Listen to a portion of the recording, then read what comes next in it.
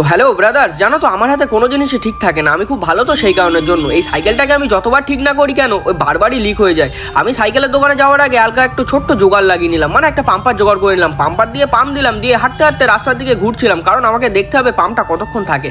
দেখতে দেখতে আমার সময় হয়ে গিয়েছে, সেই কারণের জন্য ফ্রেশ হয়ে নিলাম। ফ্রেশ হয়ে নিয়ে আমি বেরোবো এখন দোকানের উদ্দেশ্যে। তার আগে আমি একটু সাইকেলের চাকাটা পাম্পটা চেক করে নিলাম, দেখছি পাম্পটা ঠিকঠাকই আছে। তাই আর আমি বেশি দেরি না করে সাইকেলটা নিয়ে বেরিয়ে পড়লাম দোকানে যাওয়ার উদ্দেশ্যে। রাস্তায় উঠতে না উঠতেই দেখছি আজকে এখানে অনেক দোকানপাট বসেছে, মানে সবাটা বোধহয় আজকের থেকে। আর তোমাদেরকে বলে রাখি এখানে প্রতি বছরই হয়।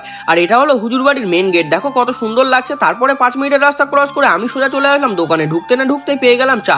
চা খেতে খেতে আমাকে ফোন করে বললো একটু ফটোর দোকানে যেতে। তাই আর বেশি দেরি না করে হাঁটতে হাঁটতে আমি চলে আসলাম এই ফটোর দোকানটায়। ফটোর দোকানে ছোট্ট একটা কাজ ছিল, সেই কাজটা মিটিয়ে নিলাম, নিয়ে সোজা চলে আসলাম দোকানে। দোকানে থেকে অনেকক্ষণ সময়টা কাটানোর পরে আমি ভাবছি যে কাস্টমার কখন আসবে। কাস্টমার তো আসলো না, কিন্তু এখন আমার সময় হয়ে গিয়েছে বাড়ি যাবার। সেই কারণের জন্য আমি বেরিয়ে পড়লাম বাড়ি যাওয়ার উদ্দেশ্যে।